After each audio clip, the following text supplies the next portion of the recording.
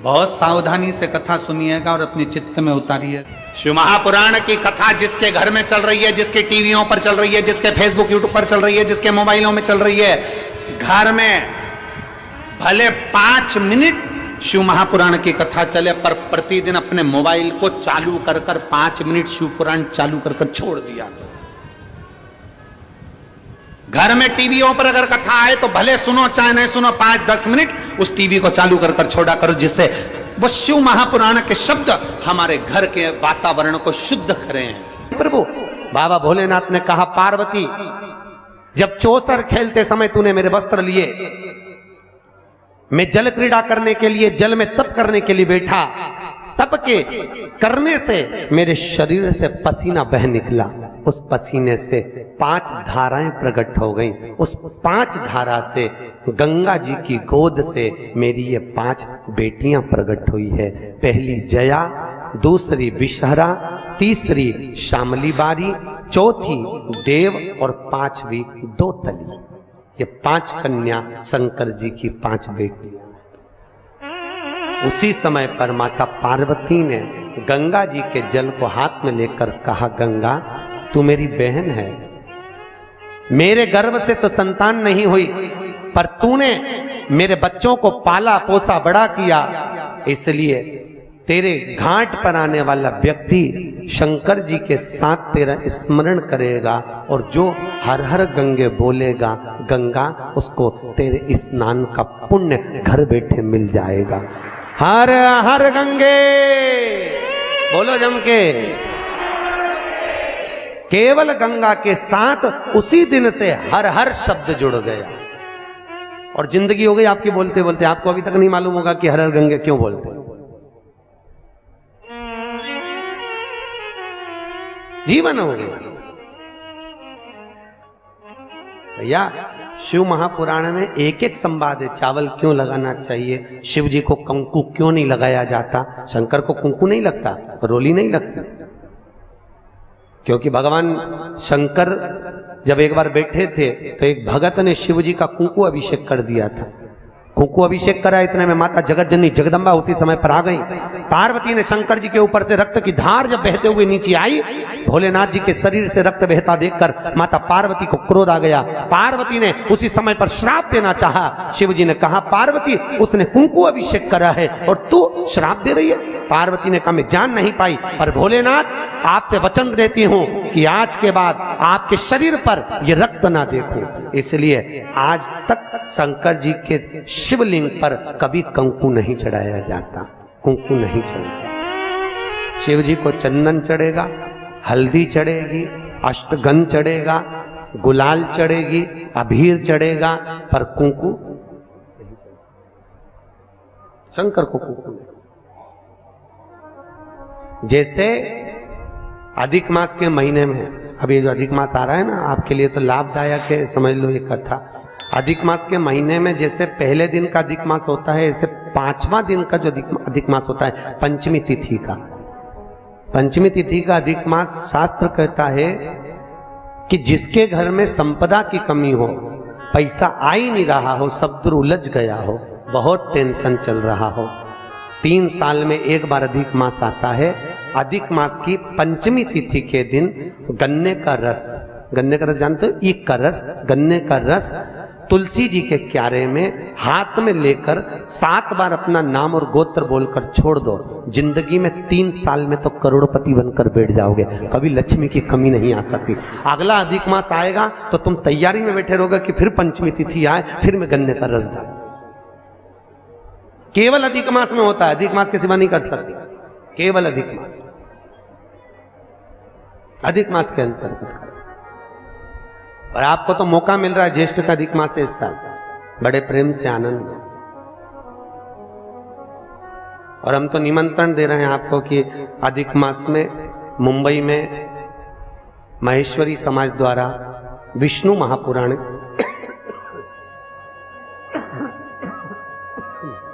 विष्णु पुराण की कथा है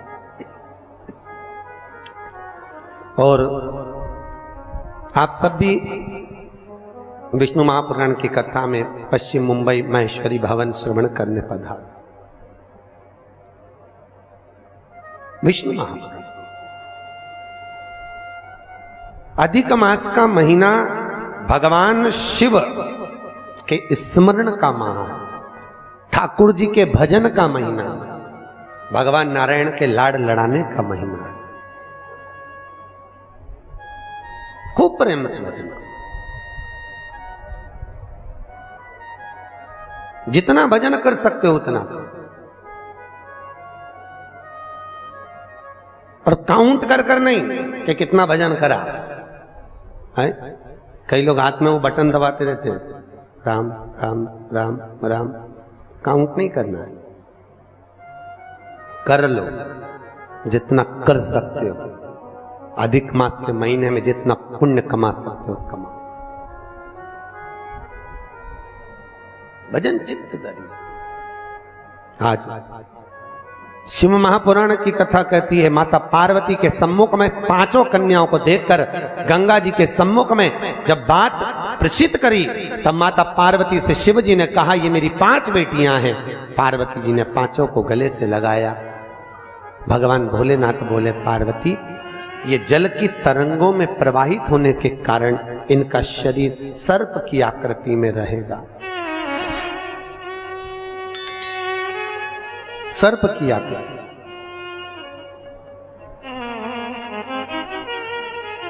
और वो 5 कन्या शंकर भगवान की 5 सर्प रूप की बेटियां हुई। सर्प रूप। आज भी नाग पंचमी के दिन घर के दरवाजे पर, घर के दोनों ओर, अब इधर पूछते हैं कि नहीं पूछते मालूम नहीं, पर नाग पंचमी के दिन 5 सर्प यहां बनाते हैं। 5 सर्प बनाए जाते हैं। वो शंकर भगवान की 5 बेटियां बनाई जाती है और नाग पंचमी के दिन उनकी पूजन होती है।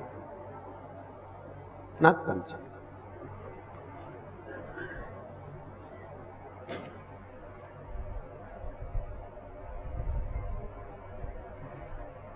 भगवान शिव की आराधना का केंद्र बिंदु है। भगवान शिव का सुखमूल स्थापित करने वाली है। भगवान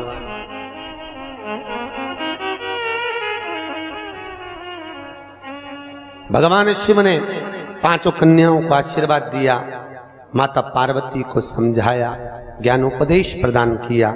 समय आया और आज भगवान शिव विराजमान थे और भगवान शंकर के नयन बंद करने पर शिव जी के नयन से बंद करते ही एक अश्रु निकला। उस आंसू से अंधकासुर का जन्म हो गया। और जैसे ही अंधकासुर जन्मा, माता पार्वती ने उस बालक को गोदी में ले लिया। पार्वती ने जैसी गोदी में लिया, ये मेरा पुत्र है। भगवान शिव बोले, पार्वती इसको उठाकर समुद्र में फेंक दे।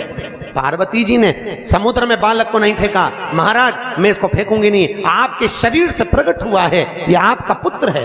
भगवान भोलेनाथ बोले, पार्वती मेरे नयन बंद करने पर अगर प्रकट हुआ है तो उसकी कोई तुलना, कोई मान्यता नहीं। फेंक दे इसको समुद्र में। पार्वती मैया ने नहीं फेंका। थोड़ा रिटर्न बढ़ा। पार्वती मैया नहीं फेंकी। और जब माता पार्वती ने, बस ठीक है, पार्वती मैया जब नहीं फेंकी, शिवजी ने फिर कहा, पार्वती इस बालक को फेंक समुद्र में। पार्वती ने नहीं फेंका। ये आपका पुत्र है, मैं नहीं फेंकूंगी। बहुत समझाया, नहीं माना। शिव जी को क्रोध आया। तब माता पार्वती ने अंधकासुर को समुद्र में डाला। डालते ही उस बालक को हिरण्याक्ष ने पकड़ लिया। हिरण्याक्ष ने उसको पाल पोस कर बड़ा करा। हिरण्याक्ष को बड़ा करा। समय आया, जैसे हिरण्याक्ष ने जैसे ही अंधकासुर को बड़ा किया, पाल पोस कर तैयार किया, समय आने पर भगवान नारायण ने बराह अवतार धारण कर हिरण्याक्ष के प्राणों को हर लिया। पृथ्वी को लाकर जल के ऊपर ठहरा दिया, तब उस अंधकासुर को क्रोध आया और अंधकासुर ने ब्रह्मा जी का तप कर कर वर प्राप्त करा। ब्रह्मा जी से मांगा, ब्रह्मदेव मैं वैसे तो वीर हूं पर मुझे वर देना है तो वर दीजिए, ऐसा वर दो। अंधकासुर को मालूम था कि मैं अपनी मां के गर्भ से पैदा ही नहीं हुआ। तो अंधकासुर ने मांगा, जिस दिन मैं अपनी मां को गलत दृष्टि से देख लूं, जिसने मुझे अपनी गोद में खिलाया हो उसको अगर गलत दृष्टि से देखूं तो मेरे प्राण छूट जाएं। क्योंकि अंधकासुर को तो ये मालूम था कि मेरे कोई मां है, पर उसको कौन बताए कि तू पार्वती की गोद में खेला है। पार्वती की गोद, जिस दिन मैं अपनी मां को अगर गलत दृष्टि से देखूं उसी दिन मेरे प्राण छूटे, बस उस दिन मेरा अंतिम समय हो। ब्रह्मा जी ने कहा तथास्तु। और अंधकासुर बड़ा हो गया, आनंद सुख स्थापित हो गया, चारों तरफ सत्ता ही सत्ता अंधकासुर की हो गई, किसी को पृथ्वी पर रहने ही नहीं देता, सब घबरा गए। तब अंधकासुर ने अपने दूतों को बुलाकर कहा, जाओ सबसे सुंदर जो नारी हो, सबसे सुंदर जो कन्या हो, उससे मैं विवाह करूंगा, मेरे लिए लाओ। इतने में एक दूत बोला, जो सबसे सुंदर थी, जो सबसे अति रमणीय थी, उसने तो शंकर जी को पति बना लिया। अरे तो क्या हुआ, शिव को पति बनाया है, उसको मैं अपनी पत्नी बनाऊंगा। कहां रहती है? कैलाश पर। और बताओ, मां के लिए गलत दृष्टि रखकर अंधकासुर चला कैलाश पर, और आज माता पार्वती उसी समय पर सुंदर भगवान शिव के लिए आनंदमय सुंदर भांग को घोट रही।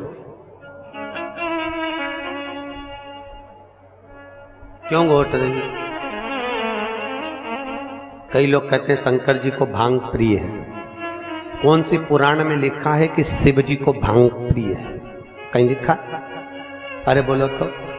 पूरी शिव महापुराण में, भागवत पुराण, नर्मदा पुराण, गर्ग संहिता आदि आदि के जितने शास्त्र, जितने प्रमाण देने वाले पुराण हैं, कहीं नहीं लिखा कि शंकर जी को भांग प्रिय है। शिव को भांग प्रिय नहीं है भैया। वो तो शंकर जब आपको मालूम है ना, मंथन में जब विष निकला था, विष शिव जी ने पिया था, उसकी बूंदें नीचे गिर गई थी, उससे भांग धतूरा उत्पन्न हो गया था। शंकर जी के पास में भांग रखी है, पी नहीं रहे। क्यों? शंकर जी के पास में जब भांग रहती है, चारों तरफ से जब हवा आती है, तो शिव जी ने जो जहर पिया है उससे कंठ नीला पड़ गया है। वो भांग की हवा से शंकर जी के गले को ठंडाई मिलती है। शंकर जी भांग पीते नहीं है, पर दुनिया के लोगों ने तो शंकर जी को बदनाम कर दिया।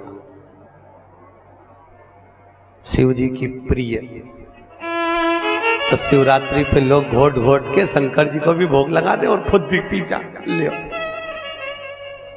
शिव जी की प्रिय, खूब घोटो।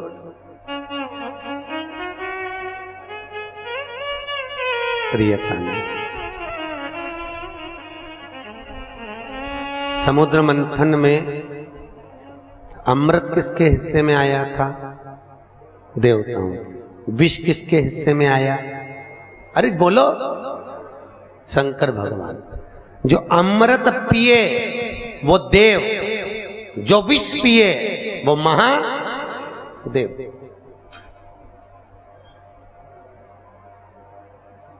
ताजी रोटी किसकी किस्मत में होती है? घर की बहू बेटियों के। ठंडी रोटी किसकी किस्मत में होती है? घर की डोकरी के, घर की वृद्ध। क्यों? मां भले रसोई घर में नहीं जाती, पर रसोई घर में प्रत्येक सास, आप भी सास होगी, प्रत्येक सास घर में बहू जब भोजन बनाती है तो एक बार सास घर में राउंड लगा कर आती है, चौके में देख कर आती है डब्बे में रोटी कितनी बची है, डब्बे में रोटी कितनी बची है। क्योंकि बहू अगर ज्यादा रोटी होगी तो उठाकर गाय को डाल देगी। तो जब सास जीमने बैठती है तो कहती है बेटा मुझे वो ठंडी रोटी ला दे। क्यों? सास को मालूम है ना बहू खाएगी, ना बेटा खाएगा, ना पति को खाने दूंगी और ना कोई खाएगा। आखिरी में वो गाय के मुंह में चली जाएगी और इतनी रोटी बहू फेंकेगी, दिल मेरा दुखेगा। तो घर की बूढ़ी माँ कहती है मुझे ठंडी अच्छी लगेगी, कड़ी के साथ, दाल के साथ मैं ठंडी रोटी खा लूंगी, ला दे। और बहू ने ठंडी रोटी लाके मम्मी को दे दी, माँ ने खा ली। उसी तरह क्या शंकर भगवान को अमृत प्रिय नहीं था? अरे बोलो तो, था ना प्रिय। अगर देवताओं को अमृत अच्छा लग रहा है तो भोलेनाथ जी को भी अमृत अच्छा लग रहा है। पर शंकर भगवान ने सोचा अगर मैं अमृत पीऊंगा तो विष कौन पिएगा? इसलिए एक काम करता हूं, तुम सब गर्म रोटी खाओ, मैं ठंडी खा लेता हूं। इसी को कहते हैं महादेव। और मेरे भारत की भूमि की जो वृद्ध माताएं हैं, भारत के भूमि की जो बूढ़ी बूढ़ी माँ है, ये भी महादेव से कम नहीं है, जो रोज घर में विष को धारण कर रही है, रोज घर में कुछ ना कुछ घूट पी रही है।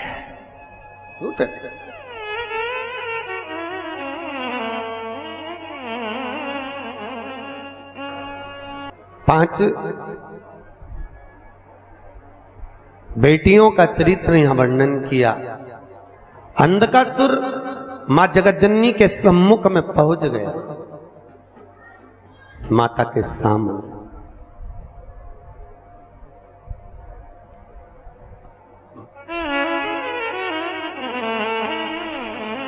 सभी देवियों में सर्व सुंदर अगर कोई देवी है, सर्व सुंदर, तो कौन? मां जगतजननी जगदम्बा। आपके यहां पर नवरात्रि में देवी बैठती है। अगर देवी जी की मूर्ति भी बैठती होगी ना तो आप उसको देखते रह जाओ, इतनी सुंदर मां की मूर्त होती है। और तेरी प्रतिमा इतनी सुंदर, तू कितनी सुंदर हो। सोचो, मां की मूर्त इतनी सुंदर है तो मां कितनी सुंदर है, कितना सुंदर। जगदम्बा भवानी को देखा, अंधकासुर ने देखकर भवानी मैया के सम्मुख में खड़े होकर कहा, अरे ये ओगड़ी भस्मी रमाने वाला, जटा जूट बांधने वाला, उसको पति बनाकर बैठी हो, मुझे देखो, इतना तो मां से कहना था। और उसी समय भोलेनाथ जी को क्रोध आ गया, क्रोध,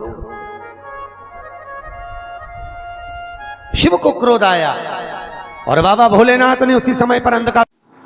ओम श्री शिवाय नमस्ते। हम दर्शकों, आज की कथा में पंडित प्रदीप जी मिश्रा ने रायपुर छत्तीसगढ़ में जो कथा चल रही है उसके दौरान बहुत सारे उपाय बताएं और साथ ही जो है शिव पुराण का जो है वाचन किया है। इसके साथ में जो है उन्होंने जो है भगवान शंकर और पार्वती का जो है वाचन यहाँ पर किया है। जो भी चित्र दर्शन उन्होंने किया है वो भी बहुत अच्छी तरीके से किया है। तो अगर आप भी जो है कथा को ध्यान से नहीं सुने हैं तो एक बार और कथा को ध्यान से सुन लीजिएगा। और अगर आपने कथा को ध्यान से सुन लिया है तो आगे आने वाली कथा को सुनने के लिए प्रतिदिन आपको इस चैनल पर जो है कथाएँ मिलती रहेंगी। जो भी जहाँ का स्थान पर भी जो कथाएँ चल रही है वो जो है आपको इस चैनल के माध्यम से जो है प्रतिदिन 2 भाग में जो है कथा मिलती रहेगी। तो आपको भी जो है डेली कथा देखनी है तो चैनल को सब्सक्राइब कर लें और पास में आ रहे बेल आइकन को प्रेस कर दें ताकि आपको समय पर कथा का अपडेट मिलता रहे।